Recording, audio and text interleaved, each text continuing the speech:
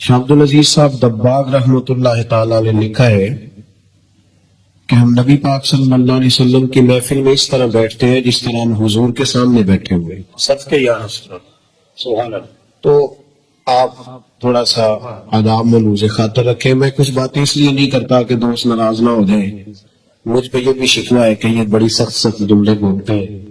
ویسے ہماری اہل سنت کی محفل میں کوئی بندہ ننگے سر نہیں آیا کرتا. ہمارا مزاج ہی نہیں تھا, طبیعت ہی نہیں, اہل سنت کا مزاج ہی نہیں. ہم تو اپنے بزرگوں کے سامنے بھی بغیر ٹوپی کے, تو اگر حضور کی محفل میں آئے اور ایسے آ گئے کیسے ممکن ہے؟ سلامت رہے. تو عزیز دوستو, یہ حضور کی محفل ہے. پھر جو پیچھے دوست بیٹھے ہیں ان سے میری گزارش ہے کہ وہ میری بات پہ توجہ کریں. میں تھوڑے سے وقت میں آپ سے محو گفتگو رہوں گا کیونکہ نعت خوانی کا سلسلہ ہے, آپ سن رہے ہیں, اور اللہ تبارک و تعالی ہمارے دلوں کو نعت خوانی کی طرف موڑ دے. یہ بات ہے. عزیز دوستو, قرآن مجید فرقان حمید کی جو آیہ کریمہ میں نے تلاوت کی, اللہ کریم نے فرمایا لَقَدْ جَاءَكُمْ رَسُولٌ مِّنْ أَنفُسِكُمْ, تحقیق میں نے تمہیں میں سے تمہاری طرف ایک رسول بھیجے. میں نے تمہیں میں سے تمہاری طرف ایک رسول بھیجے ہیں. عزیز علیہ ما عنتم. قرآن مجید کے ترجمے پہ غور فرمائے. فرمایا وہ رسول ایسے ہیں کہ تکلیف میں تم پڑتے ہو اور پریشانی میرے نبی کو ہوتی ہے. اللہ حریص علیکم, وہ تمہاری بھلائی چاہنے کے بڑے حریص ہیں, شدید خواہش ہے کہ میری امت کا بھلا ہو جائے. وبالمؤمنین رؤوف الرحیم, اور وہ مومنوں پہ رؤوف بھی ہے اور رحیم. لیکن نا یہ انتظامیات, یہ کام تو ہوتا رہے گا, لوگ آتے جاتے رہیں گے. آپ تھوڑی توجہ کریں, محفل پر غور فرمائیں. یہ تو سلسلہ رہتا ہے نا جناب. تو میں جس طرح کا ماحول ہے اس طرح کا خطیب نہیں ہوں کہ جیسا ماحول تھا میں آپ کو قسمیں بھی دے لیتا, جدا ایمان ہے وہ پڑھو, تو میں کیا باقی ہے نا کوئی نہیں, کسی کے منہ میں چھالے بھی تو ہو سکتے ہیں نا بھائی. تو کیوں اس طرح کی قسمیں دی جاتی ہیں جس میں آدمی مجبور ہو جائے؟ تو میں ایسی کوئی بات نہیں آپ سے کرنے والا, اور نہ میں آپ کو کسی اذیت میں مبتلا کرنے والا ہوں. پر اثر کرے نہ کرے, سن تو لے میری فریاد. نہیں ہے داد کا طالب یہ بندہ آزاد. بھائی نبی پاک صلی اللہ تعالی علیہ وسلم کے بارے میں اللہ نے ہمیں فرمایا ہے کہ تمہیں میں نے احساس والا رسول عطا فرمایا. امت میں نا, امت میں احساس نہیں. میں محفلوں میں زیادہ تو نہیں جاتا, لیکن جہاں جہاں مجھے موقع ملتا ہے نا, تو اسٹیج پہ بیٹھے لوگوں میں بھی عجیب سی گھٹن ہوتی ہے. نعت کا ڈر رہا ہوتا ہے کہ پتہ نہیں یہ مولوی اب کیا بول دے گا, بچ جائے بندہ. ڈر رہے ہوتے ہیں لوگ. مشائخ آتے ہیں تو لوگ ڈر رہے, کمیٹی والے کو زیادہ ٹینشن ہوتی ہے بیچارے کے. ایک کہندا میں پہلو جانا ہے, میں آگے بھی ٹائم دیتا ہے. دوسرا کہندا ذرا جلدی کرو, آپ نے وعدہ نہیں کیا تھا. عجیب سا ہر ماحول میں, ہر اسٹیج پہ یہی حال. شادی پہ بچی کے ماں باپ اس طرح پھر رہے ہوتے ہیں پنڈال کے اندر کہ جیسے ابھی بھی کلیجہ پھٹ جائے گا اور ابھی بھی پھٹ جائے گا. اللہ کرے کو پلیٹ کم نہ ہو جائے سالن کی. یہ احساس والے لوگوں کا طریقہ نہیں. ہمیں اللہ نے احساس والا رسول عطا فرمایا ہے. احساس دیکھیں نا, برما سارا کٹ گیا, کشمیر کے حالات خستہ ہیں, اور معاف کرنا کچھ باتیں ایسی ہیں جو نہ چاہتے ہوئے بھی زبان پہ آ جاتی.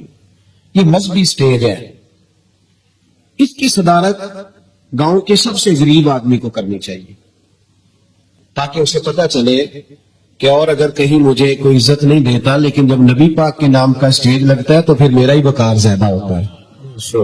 یہاں کم از کم اس آدمی کو آنا چاہیے, اس کی صدارت ہونی چاہیے.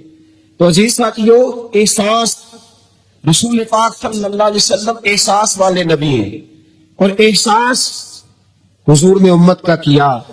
احساس والی زندگی گزاری, ہر لمحہ محبوب پریشان رہے. یہ تھوڑا عرصہ پہلے ڈاکٹر ہارون صاحب مسلمان ہوئے ہیں, اور ابھی انہوں نے نا 2-3 کتابوں کا انگریزی میں ترجمہ کیا ہے, اور بھی کچھ کتابوں پہ وہ کام کر رہے ہیں. ہالینڈ کے رہنے والے ڈاکٹر صاحب ہیں. توجہ ہے میری بات پر آپ عزیزوں؟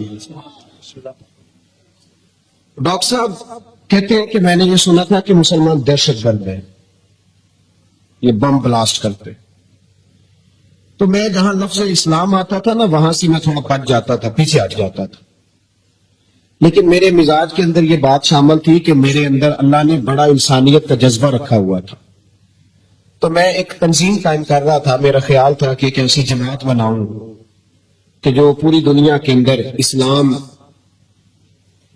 تو جو ہے میرے عزیزوں کی کہتے میرا خیال تھا ایسی جماعت قائم کروں کہ جو پوری دنیا میں لوگوں کی خدمت کرے اور بغیر امتیاز کے کرے, اسلام والوں کی بھی اور غیر مسلموں کی. لیکن مجھے بڑا دھچکا رہتا تھا کہ مسلمان سخت گیر قوم ہے. میں نے بہت ساری جماعتوں کا منشور اور دستور منگایا اور میں نے کہا میں اپنی جماعت کا دستور لکھوں گا تو پہلے ذرا سارا میں مطالعہ کر لوں. ڈاکٹروں کا ٹیبل ہوتا ہے, اس کے اوپر نا شیشہ لگا ہوتا ہے, نیچے وہ جو چیز ضروری ہوتی ہے وہ رکھ لیتے. کہتے ایک مصر کے مولانا صاحب آئے ہوئے تھے ہالینڈ کے دورے پر, اچھی انگریزی جانتے تھے تو کسی وجہ سے علیل ہو گئے. میرے پاس وہ آئے اور انہوں نے دیکھا کہ میں انسانی حقوق پر کچھ لکھ رہا ہوں, کام کر رہا ہوں. تو وہ دیکھ کر کے مجھے کہنے لگے کہ ڈاکٹر صاحب آپ کوئی تنظیم قائم کر رہے ہیں؟ میں نے کہا کہ تم نے ہلکا سا ٹچ دیا, زور نہیں دیا, اور ویسے بھی جو ہلکی بات ہوتی ہے وہ ذرا دل میں جلدی بیٹھ جاتی ہے. کہتے ہلکا سا ٹچ دیا. کہنے لگے اگر کبھی موقع ملے تو میرے نبی پاک کی بھی سیرت پڑھ کے دیکھیں, بس ہلکی سی بات. اور وہ جملہ چھوڑ گئے. اعلیٰ حضرت فاضل بریلوی علیہ رحمہ نے لکھا ضروری نہیں کہ تم جو کہہ رہے ہو وہ منوا کے اٹھو, لیکن میسج ضرور چھوڑ دیا کرو. جب انسان کی ذہن میں بات ہوتی ہے نا, یہاں سٹاک ہوتا ہے جب بات کا, تو جب وہ کام کرنے لگتا ہے تو ایک دفعہ وہ بات سامنے ضرور آتی ہے. کہہ دیا کرو. انہوں نے کہہ دیا کہ ڈاکٹر صاحب ایک دفعہ حضور کی سیرت کی پڑھ لیں. کہتے ہیں میرے ذہن میں بات بیٹھ گئی. مصروف آدمی تھا, زیادہ تو نہیں میں مطالعہ کر سکتا تھا, لیکن میں نے ایک دن 10 منٹ گھر میں ملے تھے تو میں کمپیوٹر پہ بیٹھا اور میں نے کہا کہ انگریزی میں جو کتابیں حضور سید عالم صلی اللہ علیہ وسلم کی سیرت کی ہے ان کو ذرا دیکھتا ہوں. تو فرماتے کہ میں نے نیٹ پہ سرچ کیا, پہلی حدیث آئی اور میں کلمہ پڑھ کے مسلمان ہو گیا. حدیث کہاں ہے؟ سبل الہدی والرشاد میں بھی ہے, کنز العمال میں بھی ہے, مسند احمد میں بھی ہے, ابن اسحاق میں بھی ہے, ابن شام میں بھی ہے, اور شاید سیرت کی تمام کتابوں میں آپ کو روایت مل جائے. نبی پاک صلی اللہ تعالی علیہ وسلم کی حدیث اور روایت کرتے ہیں حضرت سلمان فارسی رضی اللہ تعالی عنہ, اور ساتھ ہیں سیدنا بلال حبشی رضی اللہ تعالی عنہ. فرماتے ہیں ہم نہ گھر سے نکلے, حضور نے فرمایا ذرا جلدی چلو ایک ضروری کام ہے. فرماتے ہیں بڑی تیزی کے ساتھ آج روٹین سے ہٹ کر محبوب نے تیز تیز قدم مبارک اٹھائے, تیز تیز, اور فرماتے ایک گلی ہم نے کراس کی, دوسری گلی میں جو پہنچے تو پھٹے پرانے کپڑے, سادی سی بی بی, اور حالت بتاتی تھی کہ بیچاری کسی غریب گھر کی ہے. وہ سڑک پہ کھڑی تھی اور رو رہی تھی. میرے کریم رسول نے فرمایا بلال اسے پوچھو کیا مسئلہ ہے, کیوں روتی ہے؟ تو حضرت سلمان عرض کرتے ہیں میں نے کہا حضور میں پوچھ لیتا ہوں, آپ جائیے, کام بڑا ضروری ہے جو نکلے, میں معلومات کرتا ہوں. تو محبوب نے فرمایا نہیں, اس کے آنسو پوچھنے سے ضروری کوئی کام بھی نہیں, پہلے اس کی داد رسی ہوگی, اسے پہلے پوچھا جائے گا. روتے نہیں رہتے لوگ گھروں میں, لوگ گزر نہیں جاتے چپ کر کے, کتنے لوگ تڑپتے, کون احساس کرتا ہے؟ نبی پاک سید عالم صلی اللہ علیہ وسلم رکے اور اس خاتون سے پوچھا کیا بات ہے؟ اس نے کہا کہ بات کوئی بھی نہیں, میرا ایک ہی موٹا سا مسئلہ ہے. کہا وہ کیا؟ کہنے لگی میں غریب ہوں, اور غریبی بذات خود بہت بڑا گناہ ہوتی, لوگ بڑا جرم سمجھتے ہیں اس کو بذات خود. میں نے شروع میں کہا نا کہ مذہبی سٹیج کی بھی صدارت غریب آدمی نہیں کر سکتا, کیونکہ غریب جو ہوا جہد کول دتھی ہونی انہیں نیڑے بہنا ہے نا جی, جہد کول نہیں انہیں تو پیچھے جا کے بہنا ہے, اس کو کہڑا دتھی ہے. اس سٹیج پہ بھی غریب آدمی کی صدارت نہیں ممکن ہو ہی نہیں سکتا. میرے رسول پاک سید عالم صلی اللہ تعالی علیہ وآلہ وسلم نے فرمایا پہلے اسے پوچھو کیا مسئلہ ہے. تو کہنے لگی میں غریب ہوں, بوڑھی ہو گئی ہوں, ساری زندگی غلامی میں گزاری ہے, تیل لینے آئی تھی 5 دینار کا, بوتل میں تیل بھروایا ہے, اور اب بوڑھی ہوں نا تو کمر درد کرتی ہے, پیر پیچھے موڑا ہے تو میں گری ہوں, تیل زمین پی گئی ہے, اب زمین تو واپس نہیں کرتی, لیکن واپس جاؤں گی تو ایک یہودی عورت کی ملازمہ ہوں, وہ درے سے مارے گی، کھال ادھیڑ دے گی، میں بڑی پریشان ہوں، اب نہیں مار کھائی جاتی، ہڈیاں بوڑھی ہیں، قربان جاؤں۔ حضرت بلال کو حضور نے حکم دیا، فرمایا دوڑ کے گھر جا 5 دینار لا۔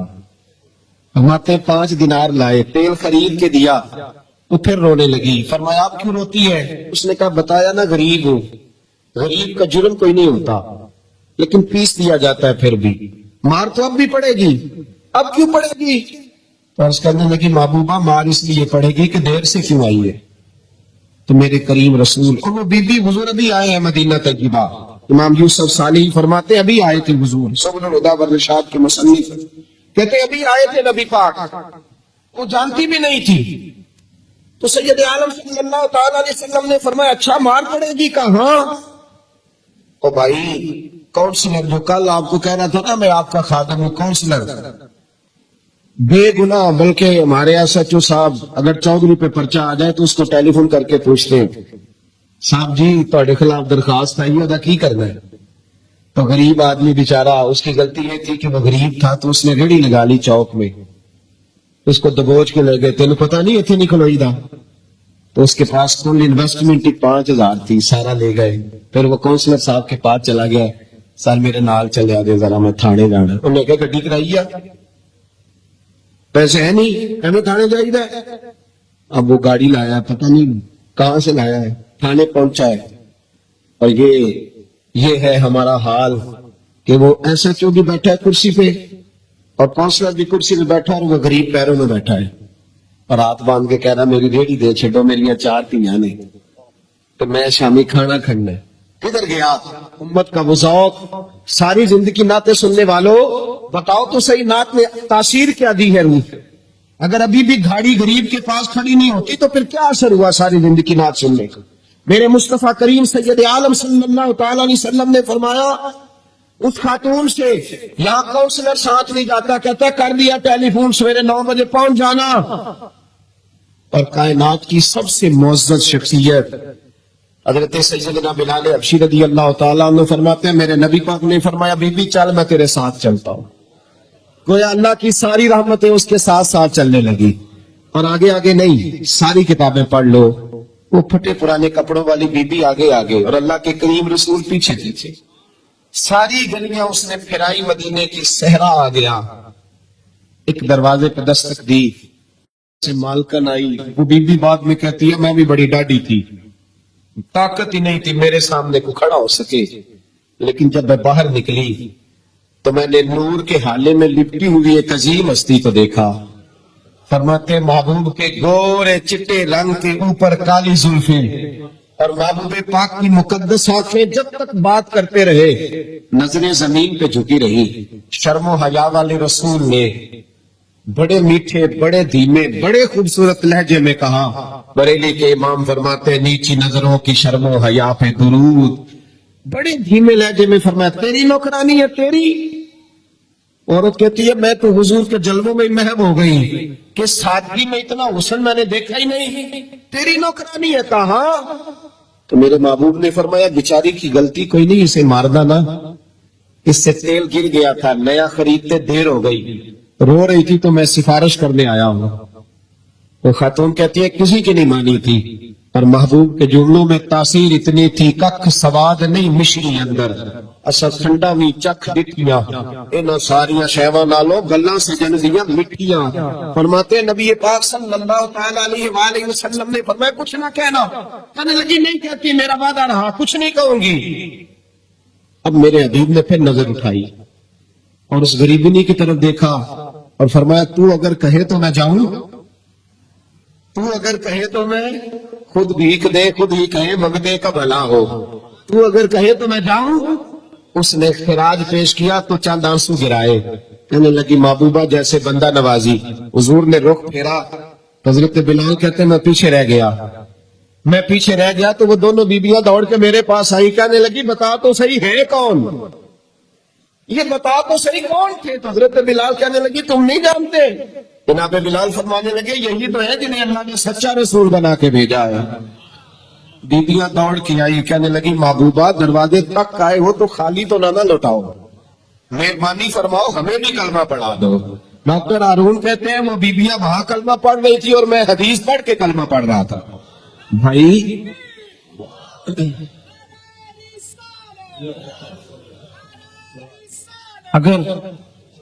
اگر دولت احساس ہے نا پھر تو زندہ ہے. جو زندہ ہوتا ہے اس میں لچک ہوتی ہے. جو مر جاتا ہے وہ اکڑ جاتا ہے. اگر زندگی ہے تو پھر احساس ہونا چاہیے.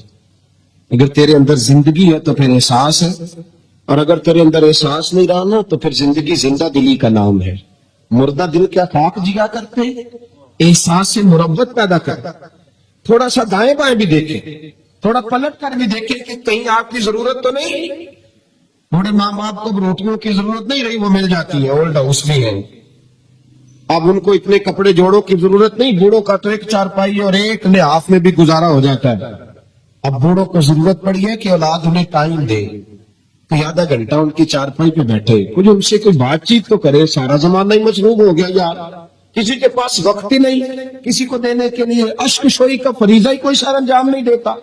احساس, طبیعت میں احساس کرے. اگر تو پراڈو پہ بیٹھا ہے تو کلٹس والا بھی انسان ہوتا ہے, اور اگر تو بیٹھا ہے نا جی ایل آئی پہ تو بھائی موٹر سائیکل والا بھی بندہ ہی ہوتا ہے, اسے بھی احساس انسان ہی سمجھا کر. اور اگر تو نے 5.5 لاکھ کی ہیوی بائک خرید لیا تو سائیکل والے بھی انسان ہی ہوتے, ان کا بھی خیال کر.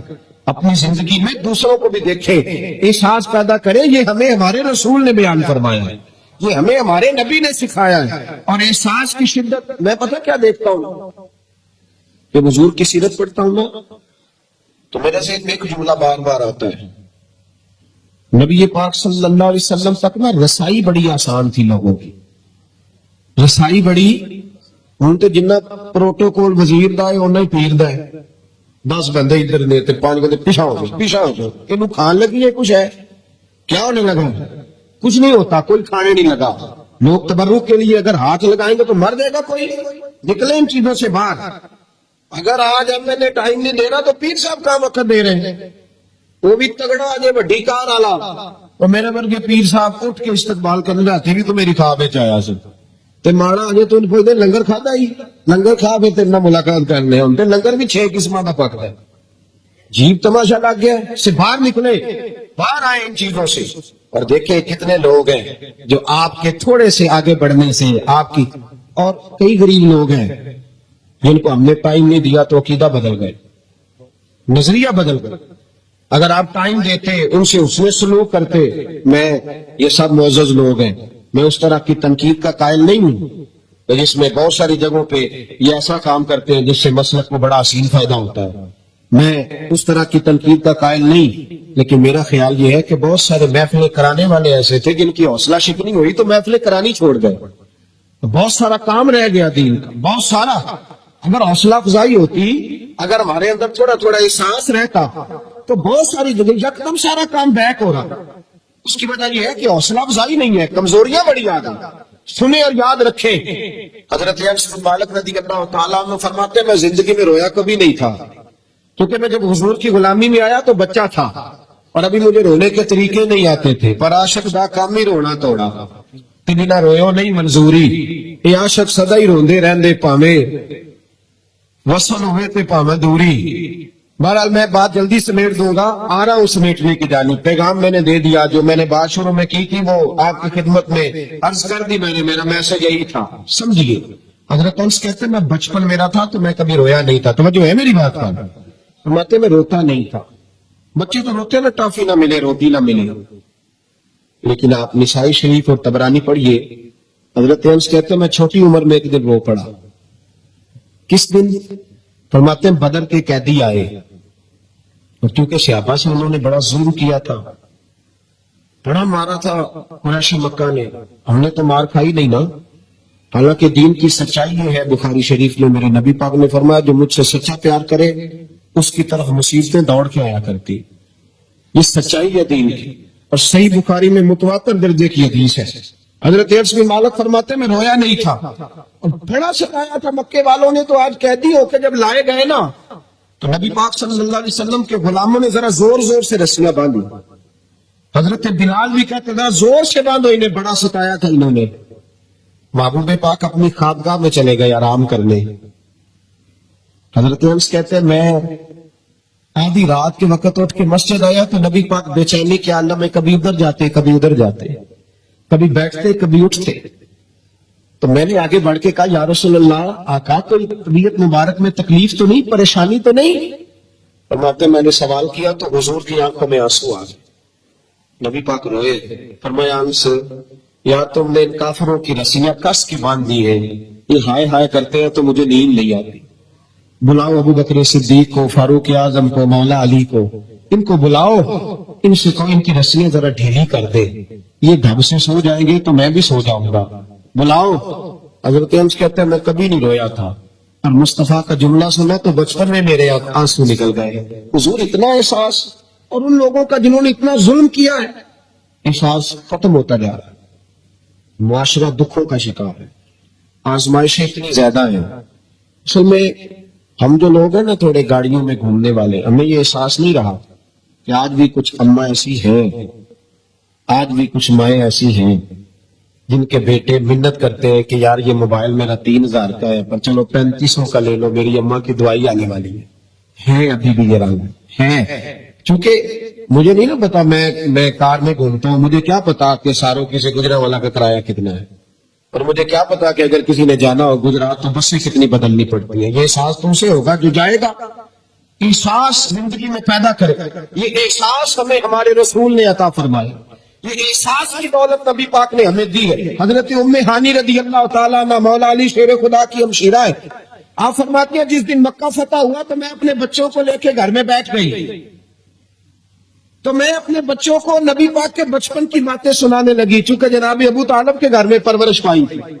تو حضرت ام ہانی کہتی میں اپنے بچوں کو بتا رہی تھی، میں کہہ رہی تھی میرا بھائی بچپن میں ہی بڑا عظیم تھا، میرے بھائی کی چھوٹے ہوتے بھی عادتیں بڑی اعلیٰ تھی، میں بتا رہی تھی.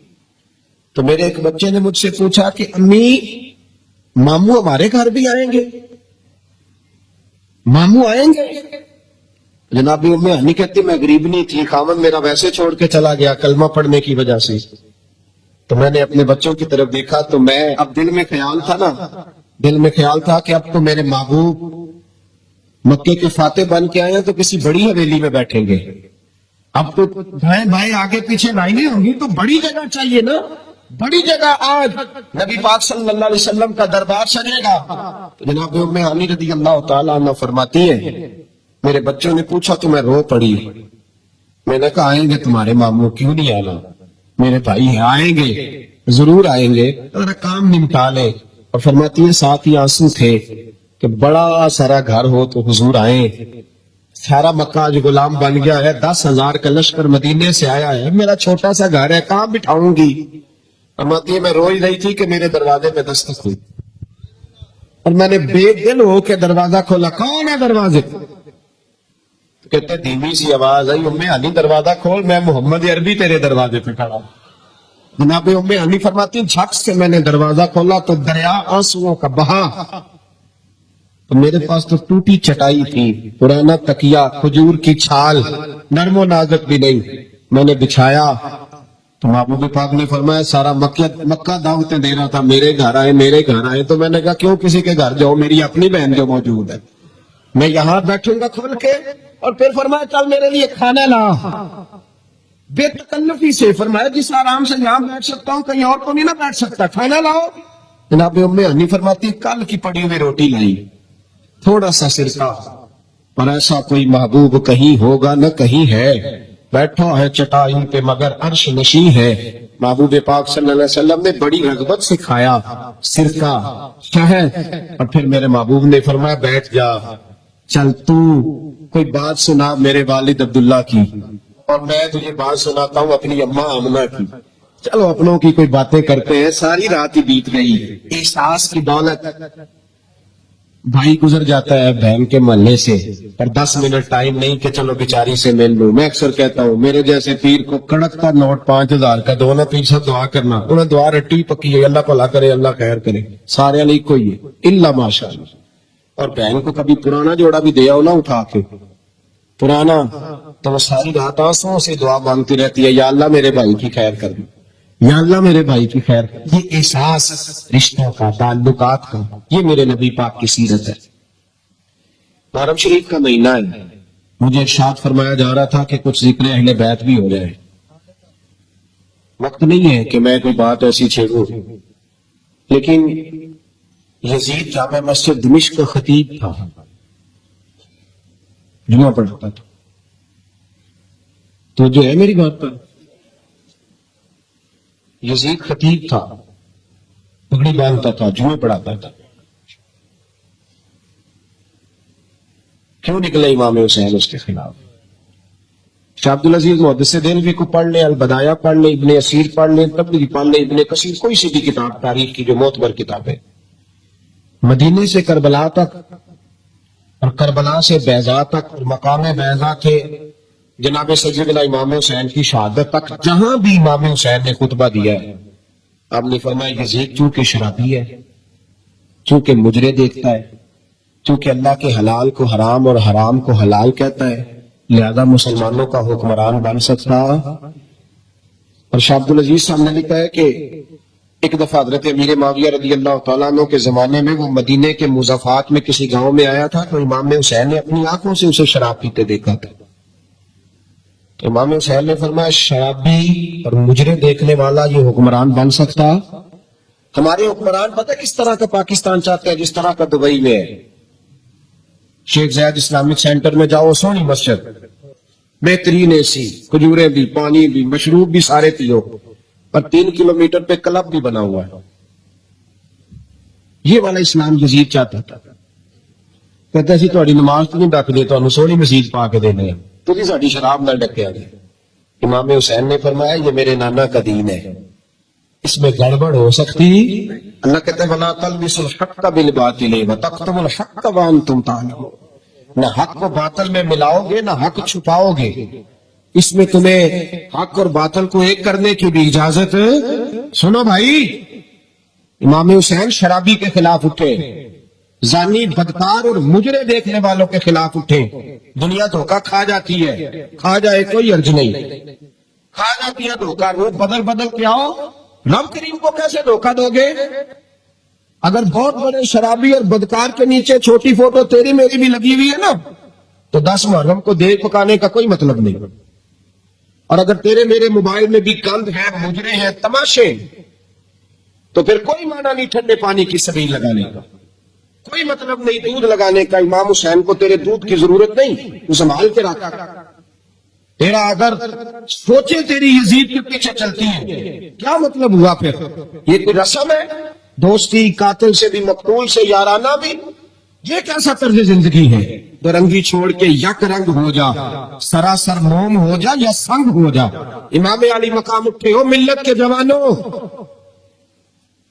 جب تم مجرے دیکھتے ہو نا تو امام علی اکبر رضی اللہ تعالیٰ عنہ کے مزار پہ پھر سے گردش تاری ہوتی ہے.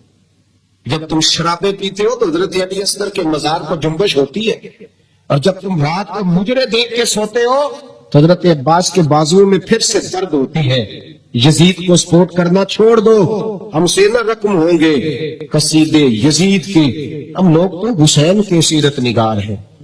انقلاب برپا. اور یاد رکھو نیکی والی زندگی آسان ہوتی ہے. جس کا ضمیر مطمئن نہیں ہوتا اس کی رات ٹھنڈی نیند نہیں آتی. اسے جتنا مرضی بن سور کے رہو، پاگلوں جیسی زندگی لوگ گزار رہے ہیں، پتہ نہیں کیا کچھ کہتے رہتے ہیں، اپنے آپ کو جھوٹی تسلیوں سے مطمئن کرتے ہیں. نہ ایسا تقوی کی زندگی ٹھنڈک والی زندگی ہے، تقوی کی زندگی. امام علی مقام رضی اللہ تعالیٰ عنہ کے پیغام کو سمجھو، حق کے لیے کھڑے ہو جاؤ. 2 گزارشات ہیں آج کی اس گفتگو میں. ایک تو احساس والی زندگی گزارے. یہاں نہ جلوس نکل رہے تھے برما کے حق میں، تو لوگ کہہ رہے تھے پہلے اپنے بچے تو سنبھال لو. یہ ظلم ہے. ہمیں احساس ہی نہیں کہ ہم کیا کہہ گئے. نبی پاک نے فرمایا میری امت ایک جسم کی طرح ہے، ایک حصے کو بھی تکلیف ہوگی تو ساری تڑپے گی.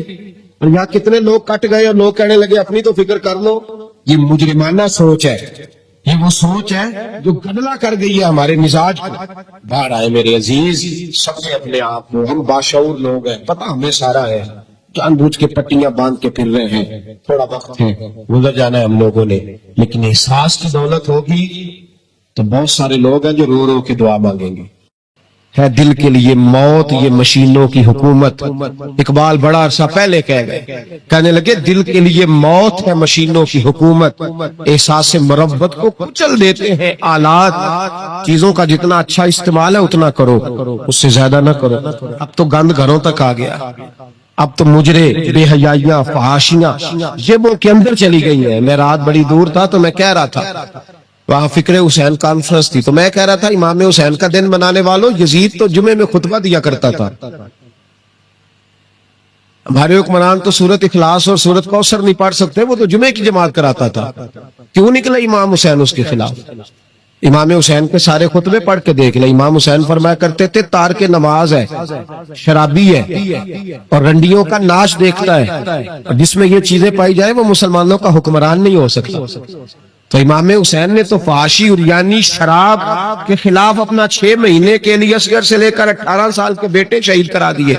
اور میرے موبائل میں سارا گند بھرا ہوتا ہے, پھر بھی میں 10 محرم پہ 4 دیگیں اتار لیتا ہوں. ساری رات بے حیائی دیکھنا, ساری رات فانی, فحاشی اور عریانی کو فروغ دینا, اور 10 محرم آنا تو موٹے موٹے آنسو بھی گرانا کہ مجھے امام حسین سے پیار ہے, تو یہ ہم سے نہ رقم ہوں گے قصیدے یزید کے. ہم لوگ تو حسین کے سیرت نگار ہیں. دو رنگی چھوڑ کے یک رنگ ہو جا, سراسر موم ہو جا یا پھر سنگ ہو جا.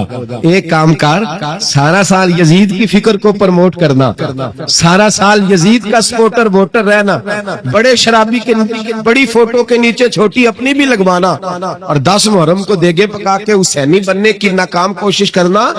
تو بھئی عام لوگوں کو تو دھوکہ دیا جا سکتا ہے, مصطفیٰ کریم کی آل کو نہیں دیا جا سکتا, ان کو نہیں دھوکے دیے جا سکتا. تو میرے عزیزوں, ضمیر کی زندگی, باطن کی زندگی, وہ جو احساس پیدا ہوتا تھا کسی کو تھپڑ مار کے, وہ جو احساس حضرت محمد بن ابو بکر رضی اللہ تعالیٰ عنہ فرماتے ہیں, اس کو صاحب سبل الہدی والرشاد امام یوسف صالحی نے نقل فرمایا.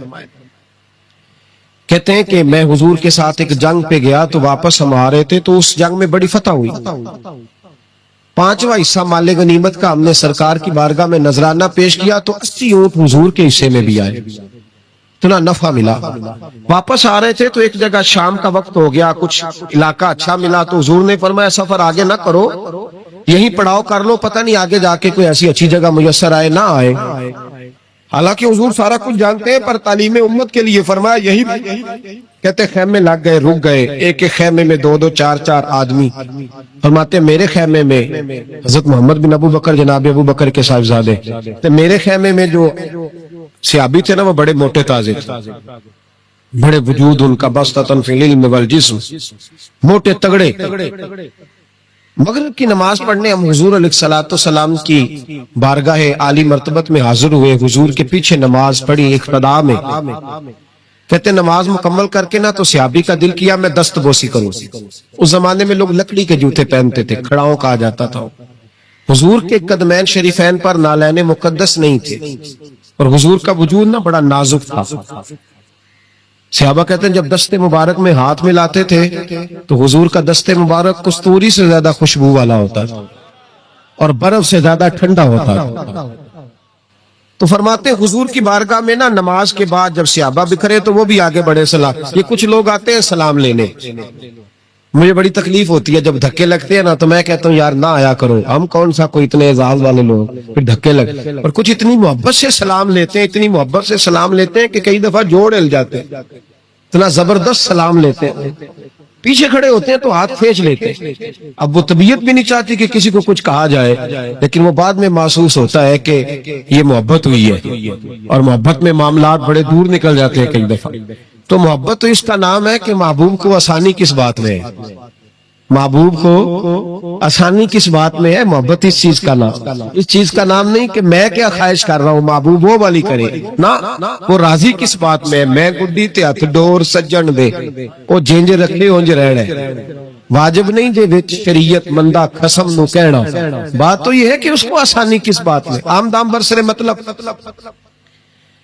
وہ سلام لینے کے لیے جب آگے بڑھے نا تو جوش میں دوڑ کے آگے بڑھے, حضور کے دستے مبارک کو چوما. لکڑی کے جوتے پہنے تھے, حضور کے قدم مبارک پہ جوتا نہیں تھا, انہوں نے اپنے پیر سے حضور کا پیر دبا دیا.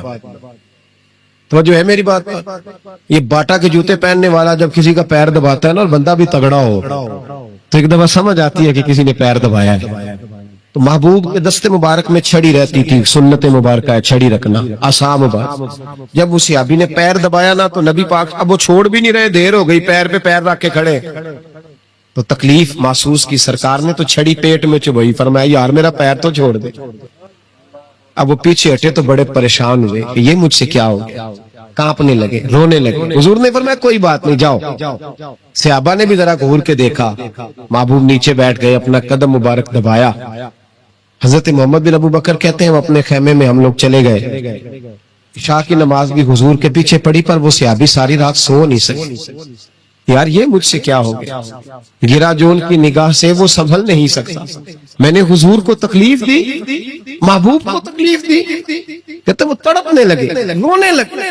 یہ مجھ ساری رات میں تسلی دیتا کہ یار وہ کوئی ایسی ویسی بات نہیں، اللہ نے ہمارے محبوب کو رحمت للعالمین بنایا. اور حضور جانتے ہیں کہ تو نے جان بوجھ کے ایسا نہیں کیا، لیکن وہ اندر کا جو ہے نا وہ ماحول وہ ان کو سونے نہیں دیتا. کہتے ہیں سحری کا وقت ہوا، تہجد کا. سیدنا بلال حبشی آئے، خیمے کے باہر کھڑے ہو کہنے لگے بندہ کدھر ہے جس نے کل مغرب کے وقت حضور کا پیر دبایا، کدھر ہے؟ کہتے ہیں اب تو وہ اور ڈرے اور کہنے لگے لگتا ہے میری مذمت میں قرآن آ گیا. محبوب کی غیر ارادی بے ادبی بھی اللہ کو پسند نہیں. کہا لگتا ہے آیتیں آ گئی، پتہ نہیں میرے بارے میں کیا حکم آیا ہوگا، آپ اپنے ابا سے کہہ کے میری سفارش کرائیں گے، جناب صدیق اکبر سے کہیں گے، کہیں ایسا نہ ہو کہ میری دنیا بھی جائے اور آخرت بھی جائے. کہتے تڑپتے سسکتے در رسول پہ پہنچے، سحری کا وقت حضور تشریف فرما ہے. کہتے اب میں اور وہ منتظر تھے کہ کوئی ایسا حکم آئے گا، پتہ نہیں کیا بنے گا، اور اس حکم کے معاملے میں پھر کہاں تک بات جائے گی.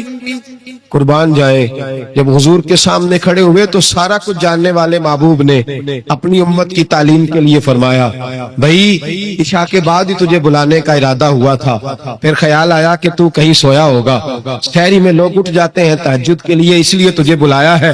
فرماتے ہیں اب انتظار تھا کہ وہ بڑی بات آئے، ڈر رہے تھے، لیکن قربان جائیں نبی پاک نے پیر دبانے کا ذکر ہی نہیں فرمایا. حضور فرمانے لگے بلایا اس لیے ہے کہ کل شام میں نے تیرے پیٹ میں چھڑی چبھو دی تھی، تجھے تکلیف ہوئی ہوگی تو اللہ کی رضا کے لیے معاف نہیں کر دیتا. جناب محمد بن ابو بکر کہتے ہیں پہلے تو وہ اکیلا روتا تھا، اب ہم سب نے رونا شروع کر دیا. حضور آپ کیا فرمانے؟ کہنے لگے نہیں یار بیچارے کا پیٹ بڑا ہے، میں نے چھڑی چبھو دی، اس کو تکلیف ہوئی ہوگی. اور کیا لفظ ہے حدیث میں، محبوب فرمانے لگے میں ساری رات سو نہیں سکا. اس کا وہ درد، او بھائی تو اپنے ابا کو سخت بات کہہ کے آ کے بیڈ پہ آرام سے سو جاتا ہے، تو اپنی اماں کو سخت جملہ کہہ کے وہ تڑپتی رہتی ہے، اسے وہ ساری راتیں یاد آتی ہیں جو اس نے بیٹے کے لیے بیدار رہ کے گزاری ہوتی ہیں. تو ایک فکرہ کہہ کے تو سوچتا ہی نہیں، کہنے والے تو کہہ دیتے ہیں، یہ سننے والے ہیں جو کمال کرتے ہیں، تو نے خیال ہی نہیں کیا. بابو فرمانے لگے سو نہیں پایا، چل اللہ کی رضا کے لیے معاف کر دے. تو کہنے لگے حضور وہ تو میں نے پیر دبایا تھا اس لیے آپ نے مجھے چھڑی چبھوئی، آپ کیا کہہ رہے ہیں؟ تو محبوب فرما دیکھے وضاحت دیکھے، محبوب فرمانے لگے تو نے تو ان دیکھے پیر دبایا تھا، میں تو دیکھ رہا تھا، مجھے نہیں چھڑی چبھونی چاہیے تھی، چل تو کیا میں نے معاف کیا. تو عرض کرنے لگے حضور جس طرح آپ راضی ہیں میں بھی اسی طرح ہی راضی ہوں.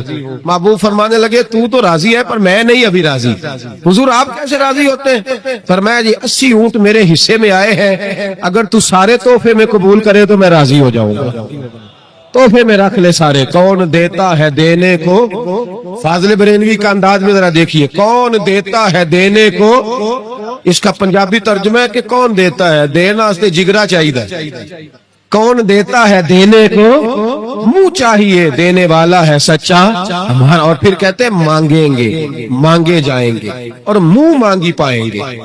ہم مانگیں گے مانگے جائیں گے اور منہ یعنی جو مانگیں گے نا منہ مانگی ملے گی حضور کے دروازے سے، مانگیں گے مانگے جائیں گے، منہ مانگی پائیں گے۔ سرکار میں نہ لا ہے نہ حاجت اگر کی ہے، تو حضور نے فرمایا 80 اونٹ رکھ لے میں راضی ہو جاؤں گا۔ کہتے ہیں جب حضور نے کہا راضی تب ہوں گا، شرط لگائی تو 80 اونٹ وصول کیے انہوں نے۔ کہتے ہیں واپس خیمے میں آ رہے تھے تو میں اس کو دیکھ کے مسکرا رہا تھا، میں نے کہا اپنے نصیبوں پہ ناز کر، اللہ نے کیسا رسول عطا فرمایا، پیر بھی تو نے دبایا ہے، معذرت بھی بظاہر محبوب علیہ السلام نے کی ہے، اور 80 اونٹ بھی تجھے تحفے میں مل گئے۔ یہ رنگ اگر ملتا ہے تو محمد عربی کے دروازے سے ملتا ہے۔ تو میرے نبی کریم، اللہ آپ کو جزا۔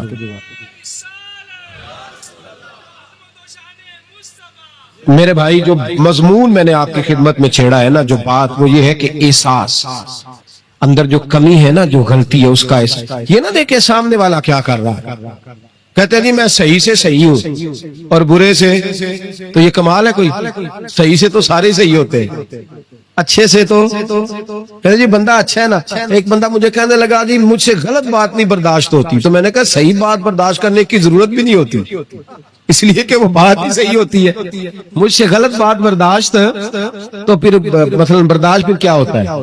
صحیح بات تو برداشت کرنے کی ضرورت ہی، غلط بات ہی تو برداشت کرنی ہوتی ہے کہ برداشت کر کے سامنے والے کو سمجھایا جائے، اسے قائل کیا جائے، اسے کہا جائے کہ تو غلطی پہ ہے لیکن اس کی بات برداشت کی جائے۔ اینٹ کا جواب پتھر سے دے دینا یہ کوئی کمال ہے؟ کمال ہے اس کا نام کہ غلط بات برداشت کی جائے؟ صحیح بات تو ہوتی صحیح ہے، اس میں برداشت کرنے والی کیا بات ہے؟ میرے بھائی احساس پیدا کریں، کہاں کس سے کمی رہ گئی۔ حضرت سالبہ بن عبد الرحمن حضور کے صحابی ہیں، نبی پاک صلی اللہ علیہ وسلم نے فرمایا جاؤ فلاں آدمی کو بلا کے لاؤ۔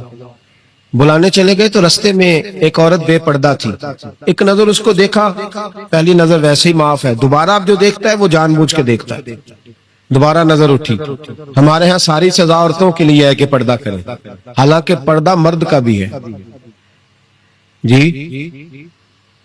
گھورنے لگ گئے آپ مجھے، پردہ اس طرح عورتوں کو حکم ہے نا کہ نظریں نیچی رکھو، اسی طرح مردوں کو بھی حکم ہے کہ تم بھی اپنی نظریں، اگر عورت سامنے بے پردہ آ جائے گی تو مرد یہ نہیں کہے گا ویکھو پردہ ہی نہیں کر دی، اب وہ کیا کرے گا؟ بولے تو پھر مردوں کا بھی پردہ ہوا کہ نہ ہوا؟ ہمارے ہاں عجیب معاملہ ہے، پردہ صرف عورتوں کا ہے، مرد کو کھلی چھٹی ہے، جو مرضی گند من دیکھتا پھرے معدل۔ منع کیا نبی پاک اور فرمایا یہ نظر شیطان کے تیروں میں سے تیر ہے، اس سے بچو، یہ تمہاری روح پہ لگے گا، تمہیں گھائل کر دے گا، مار دے گا تمہیں۔ مرد کی آنکھ کا بھی پردہ ہے، نظر جھکا کے رکھے۔ سالبہ بن عبد الرحمن رضی اللہ تعالیٰ عنہ گزر رہے تھے، یہ سالبہ نام کے ساتھ صحابی ہیں محبوب کے، بعض اوقات خیال آتا ہے کہ فلاں سالبہ کی بھی ہم نے ساتھ صحابی ہیں، اسے ایک نام عبداللہ نام کے خدا جانے کتنے صحابی، 20 میری نظر سے گزر چکے۔ تو جناب سالبہ بیٹھے تھے، فرمایا فلاں کو بلا کے لاؤ۔ جب بلانے گئے تو رستے میں عورت پہ نظر پڑی، پہلی نظر تو معاف ہے لیکن دوبارہ دیکھ بیٹھے، دوبارہ نظر پڑی تو پریشان ہو گئے، خیال آیا میں نے تو خیانت کی اپنے نبی پاک سے، حضور نے تو منع کیا یہ کام کرنے سے۔ اب واپس حضور کے پاس نہیں آئے، جنگل میں چلے گئے۔ ابن قدامہ نے کتاب التوابین میں اس روایت کو لکھا ہے، کہتے ہیں 40 دن وہ پہاڑوں میں روتے رہے کہ یا اللہ مجھ سے غلطی ہو گئی۔ کتنے دن؟ اب ہمارا شغل ہے، اس کو لوگ گناہ ہی نہیں سمجھتے، بدنگاہی تو کوئی گناہ ہی نہیں، اب تو یہ شغل ہے۔ اب تو ہمارے ہاں معاذ اللہ تعالیٰ سیانے بیانے بندے بیچ بیٹھے ہوتے ہیں، جب یہ باتیں ہو رہی ہوتی ہیں، یہ شغل ہے ہمارا۔ اب تو ابا کے سامنے بچہ وال پیپر گندی تصویر کا لگایا ہوتا ہے، پر وہ کہتا ہے با عمر ہے نا جی، عمر ہے نا جی، یہ پتہ ہی نہیں ہے کتنا گند کر رہا ہے، یہ تباہ ہو جائے گا روحانی طور پر۔ اگر یہ گند دیکھنے میں الجھ گیا تو امام شافعی کا فتویٰ ہے جس کی نظر گندی ہوتی ہے اس کا حافظہ کمزور ہوتا ہے، وہ کوئی بڑا کام نہیں کر سکتا، وہ نفسیات کا مریض ہو جاتا ہے جو گندی نظر والا آدمی ہوتا ہے۔ ہمیں پتہ ہی نہیں کہ ہمارے مسائل اصل میں ہیں کیا۔ تو 40 دن جنگل میں روتے رہے، 40 دن۔ محبوب سارا کچھ جانتے تھے پر خاموش رہے۔ حضرت جبریل امین حاضر ہوئے، عرض کی یا رسول اللہ آپ کا وہ غلام رو رہا ہے۔ رب کہتا اسے بلا لے، میں نے اس کا گناہ معاف کر دیا ہے۔ تو نبی پاک صلی اللہ علیہ وسلم نے حضرت مولا علی شیر خدا اور جناب سلمان فارسی کو بھیجا، فرمایا فلاں جگہ ہے لے آؤ۔ کہتے ہیں جب ہم گئے تو دو پہاڑوں کے درمیان جناب سالبہ تڑپ کے رو رہے، ہمیں دیکھ کے اور روئے، کہنے لگے علی میرے بارے میں کوئی آیت تو نہیں نازل ہو گئی؟ تو کہا نہیں، چل حضور نے بلایا ہے۔ کہا اچھا حضور کہتے کیا تھے، فرماتے کیا تھے؟ کہا پتہ نہیں لیکن بلایا ہے۔ کہتے جب ہمارے ساتھ چلنے لگے مسجد نبوی قریب آئی تو کہنے لگے علی بہت بڑا گناہ کر بیٹھا ہوں، نظریں میلی ہو گئی، وضو نہیں آنکھوں کا، مجھے ڈائریکٹ نہ لے کے جاؤ حضور کے پاس، جب نبی پاک نماز کی نیت باندھ لینا پھر میں جاؤں گا، میں پیچھے کھڑا ہو جاؤں گا حضور کے، میری طبیعت میں حوصلہ نہیں۔ یہاں تو پتہ نہیں میں کس طرح عشق رسول کا دعویٰ کرتا ہوں منبر پر بیٹھ کر، اور ہماری یہ میلاد آئے گا تو محفل میلاد میں اس طرح کے دعوے ہوں گے اسٹیج پر کہ علمان و نفیس، پتہ نہیں کیا کیا لوگ کہہ دیں گے، پتہ نہیں ہم کیا ہے اور ہم کیا کہہ رہے ہیں، من آنم کے من دانم، پتہ ہی نہیں، اور کتنا بڑا دعویٰ کر دیا۔ کہ میرے اندر طاقت نہیں سامنا کرنے۔ مولا علی فرماتے ہیں جب حضور نے مغرب کی نماز کی نیت باندھی تو انہوں نے بھی پیچھے نیت باندھ لی۔ اتفاق کی بات یہ کہ حضور نے پہلی رکعت میں سورہ انفطار پڑھنی شروع کر دی، اذا السماء انفطرت واذا الكواكب انتثرت واذا البحار فجرت۔ کہتے جب محبوب اس آیت میں پہنچے نا کہ یا ایھا الانسان ما غرک بربک الکریم، اے انسان تجھے کس چیز نے دھوکے میں ڈال دیا، حالانکہ تیرا رب تو بڑا ہی کرم کرنے والا ہے، تو کس طرح کسی اور کے دھوکے میں، بربک الکریم، اور ضمیر واحد ہے، میں تفسیر پہ نہیں جاتا، کہا تیرا اپنا رب، بربک کا تیرا اپنا رب، تیرا رب تو بڑا کریم ہے، تو پھر بھی کہیں اور چلا گیا۔ جب یہ آیت سنی تو پیچھے چیخ ماری، بے ہوش ہو کے گر گئے، گھر والے گھر لے گئے، نماز مکمل ہوئی تو حضور نے فرمایا کیا ہوا؟ عرض کی حضور وہ تو رو پڑے تھے، گھر لے گئے، محبوب پیچھے گئے تو بے سود پڑے، تیز بخار ہو گیا۔ نبی کریم سرہانے بیٹھے اور ان کی گردن کو اٹھا کر سر کو گود میں رکھا، اور جب بالوں میں دستے مبارک پھیرا تو آنکھیں کھول دی، اور جھٹ سے اپنا سر زمین پہ رکھ کے کہنے لگے حضور میں اس قابل نہیں کہ آپ کی گود میں میرا سارا ہے، اس قابل نہیں، بڑا مجرم۔ تو محبوب نے فرمایا تجھے مبارک ہو، رب نے تجھے معاف کر دیا ہے، اللہ بھی راضی ہے، میں بھی راضی ہوں۔ اب حضور کے قدموں کے قریب آئے تو کہنے لگے حضور آپ راضی ہیں؟ کہا راضی ہوں۔ فرمایا پھر میرے لیے دعا کرے، اللہ اسی رضا میں مجھے قبول کر لے۔ بس یہ بات ہوئی تھی، انہوں نے کلمہ پڑھا تو روح پرواز کر گئی۔ پرواز میرے بھائی احساس پیدا کر، یاد رکھیں اگر روحانی زندگی صحیح نہیں نہ ہوگی، یاد رکھ لیں کسی کا کوئی نقصان نہیں، سارے سکون سے سو جائیں گے، آپ نہیں سو پائیں گے۔ اگر آپ کے ضمیر پہ بوجھ رہیں گے نا تو سارے لوگ رمضان میں 4 قرآن پاک ختم کریں گے، آپ 10 پارے بھی نہیں پڑھ پائیں گے۔ اگر آپ اپنے آپ کو صحیح نہیں کریں گے، روحانی زندگی بحال نہیں ہوگی، تو یاد رکھنا بڑا اپنا آپ سارا کچھ سجا کے ظاہراً بڑے پرہیزگار بن کے بھی اپنے ضمیر کی عدالت میں فیصلہ اپنے حق میں نہیں کرا پائے، تجوریوں سے مال بھرا ہوا ہوگا لیکن گھر میں سکون نام کی چیز ڈھونڈنے سے نہیں ملے گی، اس لیے کہ الا بذکر اللہ تطمئن القلوب، اللہ کی ذات سے جڑ جانے سے دل کو سکون ہوتا ہے۔ کیا بہت بڑی سزا نہیں مالک کی کہ انسان سارا کچھ کرے، فارغ ٹائم ہو تو وہ ٹی وی دیکھے؟ کیا بہت بڑی سزا نہیں کہ 3 مہینے کی چھٹیاں بھی اسے ہوں لیکن وہ 1 سپارہ قرآن پاک نہ پڑھ سکے؟ وہ گپے مارنے بیٹھے تو 6 گھنٹے لگا دے، اور تسبیح دی جائے تو 10 منٹ میں بس ہو جائے، درود پڑھا ہی نہ جائے، یہ سزا نہیں؟ کیا یہ کم سزا ہے کہ وہ دنیا دراز پہ گھوم آئے لیکن مسجد میں جائے تو اسے کچھ بنے؟ کیا سزا نہیں؟ اللہ سے معافی مانگے، مل کے اس کے حضور استغفار کریں، باطن کی زندگی آباد کرنے کی کوشش کریں، چھوڑ دیں بن کے بیٹھنا، آگے آگے بڑھنا، اپنے آپ کو شمار کرنا۔ ہم تو میلاد کی جلسوں میں بھی بڑی کرسی تلاش کرتے ہیں، ہم تو دینی محفلوں میں بھی کوشش کرتے ہیں کوئی ہمارا نام لے کے، صحیح نام لے کے پکارے۔ کوئی میں میاں چنو میں تھا کل مغرب میں، تو ایک صاحب کہنے لگے ولی کامل، میں نے بعد میں ان سے کہا کہ آپ کو پتہ ہے میں کیا ہوں؟ इतना बड़ा दावा मेरे हक में आइंदा ना आप करें, और मत समझे कि आप थोड़े अच्छे बुरे जुमले इस्तेमाल करेंगे तो मैं खुश होऊंगा। मैं जो हूं ना, मैं उसके अंदर बड़ा मुतमईन हूं, मैं उससे आगे नहीं बढ़ना चाहता। पता सारा है सरदार नूं कीतियां दा, पता सारा है सरदार नूं कीतियां दा, इदा पर्दा चपाया ही तेरा भला होसी।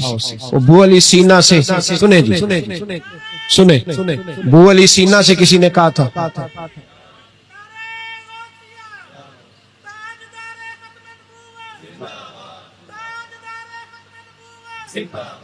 अब इनकी इस बात पर और इस अमल पर एक शेर सुन ले मियां मोहम्मद बख्श साहब का। मियां साहब कहा करते थे, जितन जितन हर कोई खेडे तू हारन खेड फकीरा। जितन जितन, ये तो सारी दुनिया करती है ना कि मैं जीतने जा रहा हूं। कहते हैं जितन जितन हर कोई खेडे, जितन जितन हर कोई खेडे तू हारन खेड फकीरा। जितन दा मुल कौडी पैंदा ही हारन दा मुल हीरा। जितन दा मुल कौडी। बू अली सीना से किसी ने कहा कि क्या महसूस करते हो, आजकल कुछ हालात बेहतर है? तो बू अली सीना चूंकि हजरत अबुल हसन खरकानी के मुरीद थे, हाँ, साइंसदान होने के साथ साथ सूफी थे, दरवेश थे। तो बू अली सीना कहने लगे, क्या कहते हो, हालात किस तरह के? कहने लगे, मुझे अपने गुनाहों का पता है, इतने बड़े गुनाहों के बावजूद मेरी पर्दा धरी नहीं हो रही, ये थोड़ा ही नाम है अल्लाह ताला का। और उसी जमीन पर उसकी नाफरमानी करता हूं, उसने रहने के लिए जगह दी हुई है, थोड़ा एहसान है उसका। मैं सुबह से शाम तक कितनी नाफरमानियां करता हूं, फिर भी पेट भर के रोटी देता है, ये थोड़ा एहसान है। तू कह रहा है आगे बढ़ा है कि नहीं, ये बड़ी बात है कि उसने जमीन पे रखा। आला हज़रत फाज़िल बरेलवी के वालिद मौलाना नकी अली खान साहब रहमतुल्लाह ताला अलैह, इमामुल मुतकल्लिमीन, उनके हालात में लिखा है, एक आदमी को आपने ना जगह दी को 10 मरले आपका प्लाट था या 5 मरले का, उसने कहा हुजूर कुछ दिनों के लिए चाहिए, तो आपने वो जगह उनको दे दी, जैसे मोहल्लेदार दोस्त को शादी ब्याह, और 10-15 दिन के बाद चाबी मांगी, उन्होंने दे दी, तो कुछ दरख्त उन्होंने काट लिए, कुछ अपनी मर्जी की तरमीम कर ली। मौलाना नकी अली खान साहब रहमतुल्लाह अलैह नाराज हो गए, फरमाने लगे, मेरी जमीन थी, मुझसे पूछ तो लेते, कुछ तब्दीली करनी, तुम्हें पता नहीं, मेरी मर्जी के खिलाफ तुमने मेरे प्लाट पर ये क्यों तब्दीली की? ये उस आदमी को कह के ना, तो 2 मिनट गुजरे तो चीख मार के रो पड़े। कहने लगा, हुजूर क्या हुआ? फरमाने लगे, सोचता हूं मेरी 10 मरले की जमीन पर मैंने तुम्हें अपनी मर्जी नहीं करने दी, और मैं रोज अल्लाह की जमीन पर अपनी मर्जी करता हूं। रोज रब को ये ख्याल आ गया, मानने लगे, जाओ भाई जाओ, मुझसे गलती हो गई, जाओ। ये सोच जब पैदा होती है, फिर बंदा रोज निखरता है, फिर रोज वो गुस्ल करता है बातन का, फिर रोज हर जगह से उसे नया से नया सबक मिलता है। बड़ा बंदा वो नहीं होता जो 20-30 कारें लेके चलता है, बड़ा वो होता है जो किसी और को बड़ा समझता है। जो अपने आप को छोटा समझता है, मेरे नबी पाक फरमाते हैं, अल्लाह उसे बड़ाइयां अता फरमा दे। तिरमिजी में हदीस है। आज का सबक, आज का पैगाम यह है कि तज़किये की कोशिश करें। वइन्नका लअला खुलुकिन अज़ीम, खुल्के अजीम जो अल्लाह ने हमारे नबी को दिए और हुजूर ने हमें अता फरमाए, महबूब के सदके उस तरफ जाए। किरदार में आलापन पैदा कर। अल्लज़ी खलक़ल मौत वल हयात लियब्लुवकुम अय्युकुम अहसनु अमला। अल्लाह फरमाते हैं कि मैंने मौत और हयात इसलिए पैदा की है कि तुम्हारे अमल की क्वालिटी चेक की जाए। इंडस्ट्री में जब माल बनता है ना, तो उसकी क्वालिटी चेक की जाती है, ये आम है, ये खाम है, ये वीआईपी है, ये वीवीआईपी है। फरमाया अल्लज़ी खलक़ल मौत वल हयात लियब्लुवकुम अय्युकुम अहसनु अमला। मौत और हयात क्वालिटी देखने के लिए पैदा की है कि तुम में ahsan अमल कौन करता है, अच्छा अमल देखे किसका है। बाकी अपने आप को बनाने संवारने से थोड़ा थोड़ा बचें, एक कदम थोड़ा पीछे हटे अपनी जात के लिए, तो इंशाअल्लाह रूहानियत के लिए 11 कदम आपके आगे जाएंगे। दुआ करता हूं जो कुछ मैंने कहा अल्लाह उसे कबूल फरमाए, और जहां हम भूल गए मालिक हमसे दरगुजर फरमाए। आमीन। हमेशा मिदहत खैरुल अनाम में गुजरे। दुआ है ये उम्र दरूद और सलाम में गुजरे। आखिर दुआ कर अल्लाहुम्मा सल्ली अला मुहम्मदिन मादनिल जूद वल करम व अलैहि व बारिक वसल्लम। अल्लाह करीम हमारी इस हाजिरी को कबूल फरमा, हमारे गुनाहों को माफ फरमा, हमारी गलतियों से दरगुजर फरमा। जो हम कहते हैं, सुनते हैं, समझते हैं, जानते हैं, उस पर हमें अमल की भी तौफीक अता फरमा। अल्लाह नेकी के रस्तों पे चलना हमारे लिए आसान बना दे। गुनाह और बदी से कल्बी नफरत अता फरमा, मस्जिद का प्यार अता फरमा, कुरान पाक की मोहब्बत अता फरमा, दुरूद और सलाम के जायके अता फरमा।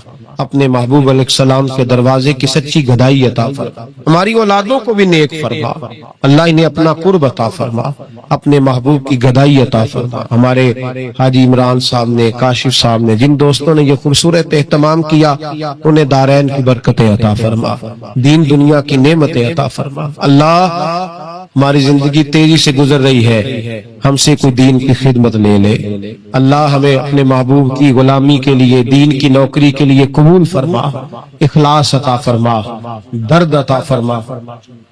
ان کے والدین کے لیے دعا ہے، ان کی کامل بخشش فرما، ان پہ رحمتیں فرما، آخرت کی عزتوں سعادتوں سے انہیں بہرہور فرما۔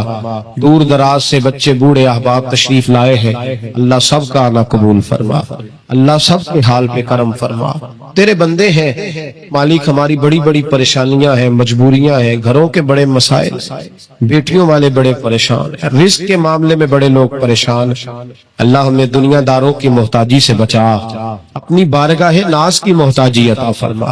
اے اللہ ہماری پردہ پوشی فرما، ہماری پردہ داری فرما۔ اللہ دین دنیا کے سارے معاملات میں ہماری رہنمائی فرما، حق ہم پہ واضح فرما۔